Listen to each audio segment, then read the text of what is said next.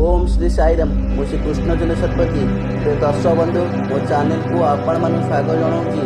प्रिय दर्शक बंधु आज जानिबा ज्योतिष शास्त्र अनुसार 31 डिसेम्बर एवं 1 जनवरी रे करते एक उपाय।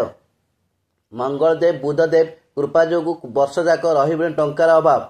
आपण जदि अर्थर अभाव सम्मुखीन होउछंती ना आपण घरे सब मानसिक अशांति बा जंत्रणा भोगुचंती ताहले आपण 31 डिसेम्बर एवं 1 जनवरी रे प्रत्येक प्रतिकार करिपारिबे जहाँ आपण को वर्ष सारा टंकार अभाव और मानसिक अशांति बा जंत्रणारू मुक्ति पाई परिबे।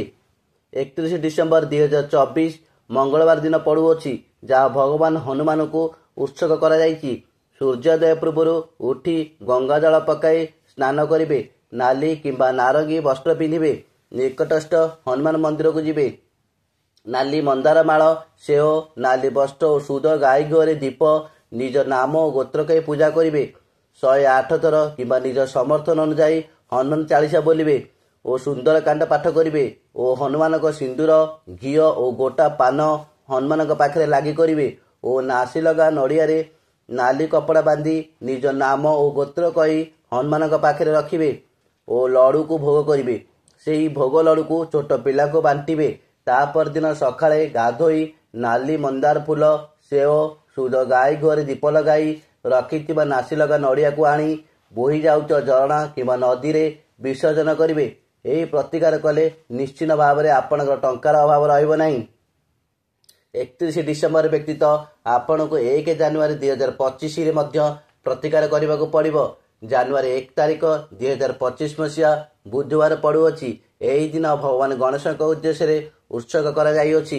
एही दिन सूर्योदय पूर्व उठी गंगा जल पकाई गाधातु। भगवान गणेश प्रतिमा किणी सकाळे घर को आणतु। सबुज रंगर वस्त्र पिंधि भगवान गणेश पाखे सबुज रंगर वस्त्र हलदिया फूल फल और सुद गाई घरे दीप लगाई लड़ू भोग करंतु और किछि दुब को निज नाम गोत्र रे भगवान गणेश मस्तक लगाइबे और तापर दिन गाधोई भगवान गणेश को पूजा करी लागिथिबा दुब को आनी हलदिया कपड़ा बांधी निज गडरेज रखिले वर्ष जाक धनर अभाव रहे नहीं। शेष जनवरी 1 तारिख 2025 मसीहा बुधवार दिन सकाळे सूर्योदय पूर्व उठी घर को गोबर पकाई पोछिबे और गंगा जल पकाई गाधोइबे।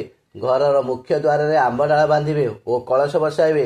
घरे भगवान विष्णु और माता लक्ष्मी देवी फटो रखी तांको नाली रे वस्त्र और नाली पद्म फूल फल और सुद गाई घरे दीप लगाई पूजा करिवे और देवी लक्ष्मी मातांकर कनकधार स्त्रोत पाठ कले केबे भी घरे धनर अभाव मानसिक अशांति और जंत्रणा हेबो नाही। जय जगन्नाथ। प्रिय दर्शक बंधु जदि मो भिडियोटी आपण मानक भल लगुथाए तेबे भिडियो रे लाइक देबे, कमेंट करिवे एवं भिडियो को शेयर कर देबे। आउ चैनल को सब्सक्राइब करने को भूलिबे नहीं। जय जगन्नाथ।